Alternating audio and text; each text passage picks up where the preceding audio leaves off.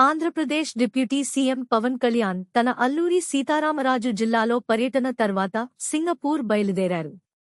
ఆయన కుమారుడు మార్క్ శంకర్ సింగపూర్లోని స్కూల్లో జరిగిన అగ్నిప్రమాదంలో గాయపడ్డారు. చేతులు, కాళ్లకు గాయాలు కావడంతో పాటుగా ఊపిరితిత్తుల్లోకి పొగ వెళ్లడంతో మార్క్ శంకర్ను ఆసుపత్రిలో చేర్పించారు మరియు అక్కడ డాక్టర్లు ట్రీట్మెంట్ అందిస్తున్నారు. దీంతో తన పర్యటనను ముగించుకుని పవన్ సింగపూర్ వెళుతున్నారు. ప్రస్తుతం అల్లూరి సీతారామరాజు జిల్లా పర్యటనలో ఉన్న డిప్యూటీ సీఎం పవన్ కళ్యాణ్కు ఈ విషయం తెలిసింది. దీంతో పర్యటనను మధ్యలోనే ముగించుకుని సింగపూర్ వెళ్లాలని అధికారులు, నేతలు సూచించారు.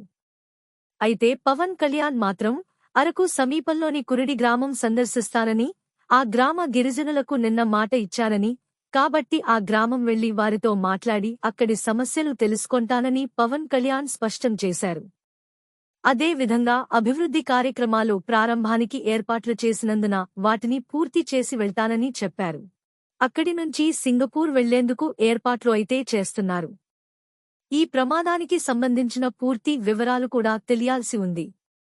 పవన్ చిన్న కుమారుడికి గాయాలయ్యాయని తెలియడంతో జనసేన శ్రేణులు, అభిమానులు ఆందోళనలో ఉన్నారు. పవన్ కళ్యాణ్ కుమారుడు మార్క్ శంకర్ పవనోవిచ్ ప్రస్తుతం తన తల్లితో కలిసి సింగపూర్లో ఉన్నారు. తల్లి అన్నా లేజోనోవా గతంలో సింగపూర్లోని ప్రముఖ యూనివర్సిటీ నుండి మాస్టర్స్ డిగ్రీ పూర్తి చేశారు. దీంతో శంకర్ పవనోవిచ్ కూడా తల్లితో పాటు అక్కడే ఉంటున్నారు. అయితే శంకర్ను స్కూల్కు పంపిస్తుండగా అక్కడ ఈ ప్రమాదం జరిగిందని తెలుస్తోంది.